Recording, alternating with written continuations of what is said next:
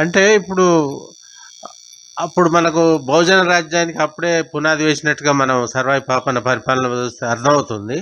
అది మధ్యలో ఎందుకు గాడి తప్పి ఇట్లా కాలక్రమంలో ఎన్ని మార్పులు వచ్చేసి మళ్ళీ అగ్రవర్ణాల చేతులనే టాక్ వచ్చింది? ఎందుకు అంటే మన వాళ్ళేమో వృత్తి మీద ఆధారపడి బతికేటోళ్ళు చేసుకుంటూనే వస్తుంది. సర్వాయి పాపన మరణాంతరం ఏం జరిగిందంటే ఆ పేరు ఎక్కడ ఉచ్చరించొద్దని చెప్పి ఔరంగజేబు సైన్యాలు 10 సంవత్సరాలు సర్వాయి పాపను చంపినరు, అన్యాయం జరిగిందంటే వాళ్ళని చంపడం, ఆ వాయిస్ రావద్దని చెప్పేసి ఎక్కడోళ్ళని అక్కడ చంపేయడం జరిగింది. కొన్ని 10,000 మందిని 10 సంవత్సరాలు ఆ వాయిస్ రాలేదు బయటికి. ఇక మన వృత్తి కులాలు కదా, మన ఏదో కళ్ళు ఎక్కాలి, బట్టలు ఉతుక్కోవాలి, కుండలు చేసుకోవాలి కాబట్టి చేసుకుంటూనే వెళ్తుంది కాబట్టి ఎవరి పనుల మీద వాళ్ళు పడ్డరు. అట్లా అది కనుమరుగైంది. అంటే ఆ స్ఫూర్తి ఇప్పుడు మళ్ళీ బీసీ చైతన్యం వచ్చిందంటారా? ఆ స్ఫూర్తిని నేను తెలుసుకొని నేనేం చేసిన అంటే 2003లో ఎప్పుడైతే తెలిసిందో ఈ బహుజనులను ఒక్కటి చేయాలి భారతదేశంలో, ఈ ఏంది 2-3% ఉన్నోళ్ళు రాజ్యం వెళ్తున్నారు, ఎక్కడి నుంచో విదేశాలకి వచ్చిండ్రు వాళ్ళంట, ఆర్యులంట, మాకు తెలియదు. ఇక్కడికి వచ్చి ఏదో ఇటువంటి బ్రాహ్మణిజాన్ని డెవలప్ చేసిన వాళ్ళందరూ ఆర్యులు. వీళ్ళందరినీ పారదోలంటే ఇది చాలా పెద్ద సబ్జెక్ట్ కాబట్టి నిదానంగా నేను సినిమా తీసిన. 20 ఏళ్ళ నుంచి ఎవరు విగ్రహం పడితే వాళ్ళకి ఇప్పించిన, విగ్రహానికి 10,000 ఇప్పించిన, వందలాది విగ్రహాలు నేను ఇప్పించిన, వేలాది విగ్రహాలు వాళ్ళు కూడా పెట్టుకున్నారు. ఇలా దాదాపు 20 విగ్రహాలు ఓపెనింగ్ ఉన్నాయి 2-3 రోజులలో. ఎక్కడికక్కడ ఒక స్ఫూర్తి వచ్చింది, బహుజన స్ఫూర్తి వచ్చింది. గవర్నమెంట్తో కొట్లాడినాం. 15-20 ఏళ్ళు జన్మదిన వేడుకలు మేము చేసి తర్వాత నిదాన దీక్ష చేసినాం భువనగిరి కోటకాడ.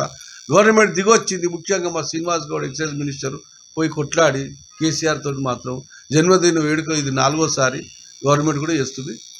చాలా థ్యాంక్స్ వాళ్ళకు. అంటే అగ్రవర్ణాలు పరిపాలిస్తున్న, డామినేట్ చేస్తున్న ఈ పరిస్థితుల్లో మీరు బహుజన రాజ్య స్థాపన ఎత్తుకోవడం మీరు టార్గెట్ అయి ఉంటారు కదా? టార్గెట్ అంటే చాలా మంది టార్గెట్, నేను అందరినీ గౌరవించిన కదా. ఎక్కడైతే సర్దార్ పాపన్న విగ్రహం భువనగిరి కోటకాడు మన ఏది కులన్పాక్ అని జయించిండు ఆయన. కోమటిరెడ్డి వెంకరెడ్డి ఎంపీ ఉన్నాడు, పిలిచిన లోకల్ ఎమ్మెల్యేని పిలిచిన, అందరినీ గౌరవించినాక నేను ఎక్స్పోజ్ కాలే. నేను ఏదో గల్లు ఎగిరేసుకొని నేను పెద్ద వీరుడిని, పీకుడు కానీ ఏకుడు కానీ అనలే.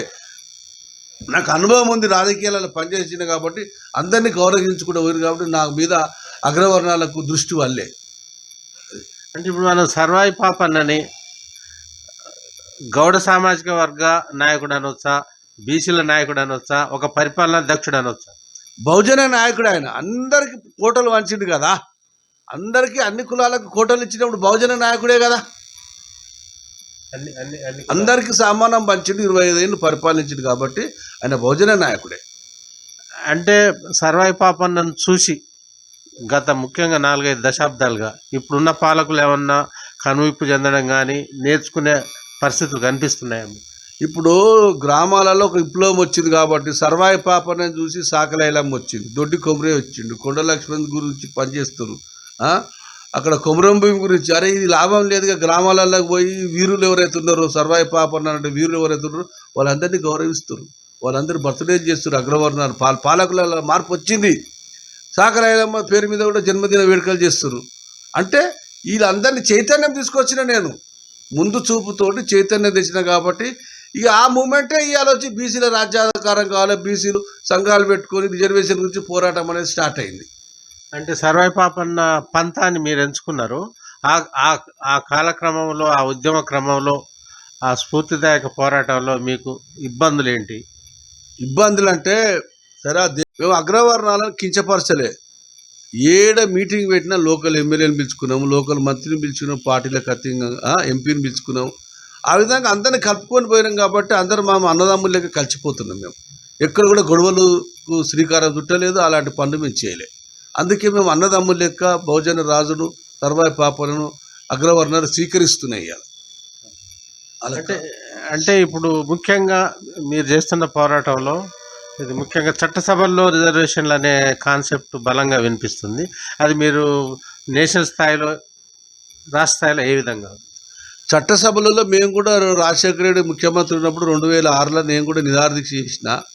నేను, విజయార్ నారగోని, హరిరామ జోగయ్య అప్పుడు ఎంపీ ఉండే ఇందిరా పార్క్లో నిరాదీక్ష చేసినాం. ఒకరోజు నిరాదీక్ష దాదాపు ఒక 100 జీపులను పిలిపించినాం, సక్సెస్ అయింది. అట్లా అంచెల వారీగా చేసుకుంటా అందరూ ముందుకు వచ్చారు. తర్వాత ఏది బహుజన రిజర్వేషన్ కావాలని దీన్ని ప్రభుత్వం భయానికో న్యాయానికో చేయాలని ఉన్నది, కానీ ఢిల్లీ నుంచి సపోర్ట్ దొరుకుతలేదు. దీన్ని ఇంకా ముందుకు తీసుకుపోవాలి. ఇంకా అంటే ఇది మామూలుగా కాదు, ఇది మహా స్వతంత్ర పోరాటం ఎట్లా చేయాలనో ఇంకా ఓపికతో ఇంకా 10 ఏళ్ళు పడుతుంది. అసెంబ్లీ పార్లమెంట్ రిజర్వేషన్ అనేది ఇవ్వాలంటే ఇంకా 10 ఏళ్ళు పడుతుంది. ఇది భారతదేశ వ్యాప్తంగా విస్తరించే నాయకుడు ముందుకు వస్తేనే ఇది అవుతుంది. దానికి నేను పూనుకొని కూర్చున్నా, దానికి సిద్ధమైన నేను నవ సంఘర్షణ పార్టీ పెడుతున్నా, పూనుకుంటున్నా. 29 రాష్ట్రాలు నాకు మంచినీళ్ళు తాగినట్టే లెక్క. ఇట్లా పోతాక అట్లా వస్తాయి. ఇంత దూరమా ఈ నుంచి ఢిల్లీ కంటే 2 గంటలలో పోతాం. ఏమంటావు? అమెరికాలో ఒక ప్లేస్ నుంచి ఇక లాస్ట్ పోవాలంటే 12,000 కిలోమీటర్లు ఉంటుంది. ఇది భారతదేశం అనేది చిన్నది. 3.5 గంటలలో 3,500 కిలోమీటర్లే ఉంటుంది. ఒక మూలకి నుంచి కాశ్మీర్ నుంచి కన్యాకుమారి. అమెరికాలో ఒక దూరం నుంచి ఇంకో దూరం పోవాలంటే 12,000 కిలోమీటర్లు ఉంటుంది. భారతదేశం జనాభానేమో 140 కోట్లు, స్థలం వచ్చేసేమో చిన్నది. ఇది చాలా ఈజీ. భారతదేశ నాయకులకి ఇది అర్థమవుతలేదు. దేశాన్ని తిరిగితే దేశ నాయకుడు అవుతాడు, రాష్ట్రం తిరిగితే రాష్ట్ర నాయకుడు అవుతాడు. అప్పుడు కాంగ్రెస్ వాళ్ళు తిరిగి ఇప్పుడు బీజేపీ వాళ్ళే తిరుగుతారు దేశం మీద పడి. చాలా రాష్ట్రాలలో ముఖ్యమంత్రులు బీసీలు వాళ్ళ రాష్ట్రం వదిలిపెట్టి పక్కకు వస్తలేరు వాళ్ళు. నేను ఎందుకు ఎమ్మెల్యే ఎంపీ అయితే లేను? ఎమ్మెల్యే ఎంపీ అయితే ఒక నియోజకవర్గం పరిమితి కావాలి కాబట్టి నేను ఎమ్మెల్యే ఎంపీ కాకుండా నా పని మీద నేను ఉన్నా కాబట్టి ఇంత సక్సెస్ అయింది సర్వాయి పాపన్న. నేను ఎమ్మెల్యే అయితే ఏం చేస్తాడు? ఈ మీటింగ్ అంటాడు, ఆ మీటింగ్ అంటాడు, ఈ పార్టీ అంటాడు, ఆ నియోజకవర్గమే తిరగాలి. ఇప్పుడు నేను తెలంగాణ తిరుగుతున్నా, మహారాష్ట్ర తిరుగుతున్నా, కర్ణాటక తిరుగుతున్నా, మధ్యప్రదేశ్ తిరుగుతున్నా. రేపు ఇండియాలో ఉన్న మా గవర్నర్లను మాత్రం మీటింగ్ కూడా పెడుతున్నా నవంబర్లో. నా కులాన్ని నేను ఒక్కటి చేసుకున్నాక బీసీలు ఎవరి కులాన్ని వాళ్ళు ఒక్కటి చేసుకుంటే రాజ్యం వస్తుంది. నువ్వు కులమే నీకు చక్కలేదు, నీ కులంలో నేను ఎవరు గుర్తుపట్టాడు. నేను బీసీని అంటే ఎట్లా? ఇలా నేను చెప్తున్నా గల్లు ఎగరేసుకుని నేను 100 విగ్రహాలు ఇప్పించిన నా గౌడే అనుకో, బహుజన నాయకుడు ఆయన. కానీ నా కులంలో నేను నెంబర్ 1 అయినా కదా. అట్లనే ఇండియాలో నెంబర్ 1 అవుతా. యాదవులు కూడా అట్లనే గమ్మని చెప్తున్నా, పద్మశాలీలకు అట్లనే గమ్మని చెప్తున్నా. అప్పుడు మనం పార్టీ పెట్టాలి, రాజ్యం వస్తుంది. కులం దగ్గర పోవు, చుట్టం దగ్గర పోవు, పక్కన దగ్గర పోవు. నేను బీసీని అంటే ఎట్లయితే కలుపుకొని పోవాలి కదా. ఎవరి కులం వాళ్ళు నెంబర్ 1 కావాలి. సర్వాయి పాపన్న ఆశయాల్ని ముందుకు తీసుకెళ్లే క్రమంలో మీరు సినిమా తీయాలని ఎందుకు అనుకున్నారు? ఎన్నో మార్గాలు ఉన్నప్పుడు సినిమా అనేది ప్రపంచాన్ని అది డామినేట్ చేస్తుంది. ఇవాళ ఇక్కడ సినిమా తీస్తే ఎక్కడెక్కడికో వెళ్ళిపోతుంది కాబట్టి ఇప్పుడు మనం మాట్లాడేది సోషల్ మీడియాలో అమెరికా కూడా నువ్వు పంపితే వెళ్ళిపోతుంది.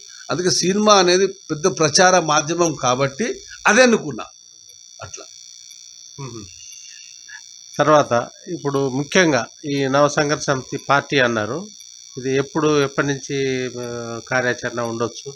నవసంఘర్షణ అనేది ఇప్పుడు ఫస్ట్ మేము ఏం చేసినామంటే సర్దార్ పాపన్న సేన అని చెప్పేసి పార్టీ పెట్టాలని అనుకున్నా.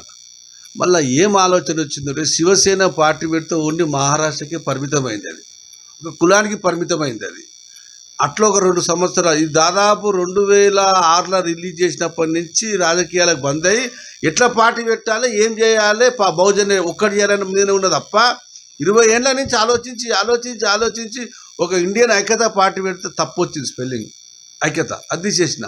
ఈ సర్వాయి పాపన్న పేరు పెడితే అది రాష్ట్రానికి పరిమితమైంది, దేశం కాబట్టి సర్వాయి పాపన్న ఫోటో కూడా ఉంటుంది. 36 మంది నాయకులను, భారతదేశంలో గొప్ప గొప్ప నాయకులను అలా ఫోటోలో పెట్టి సర్దార్ పాపన్నను పెట్టి, ఆయన ఏజ్లో పెద్దోడు కాబట్టి అట్లా పేరు వచ్చి నవ సంఘర్షణ అంటే కొత్త పోరాటం. ఇది 9 గ్రహాలు నవ సంఘర్షణ, ఇది యుద్ధం చేయాలి పార్టీలు అనేది నవ సంఘర్షణ పెట్టిన.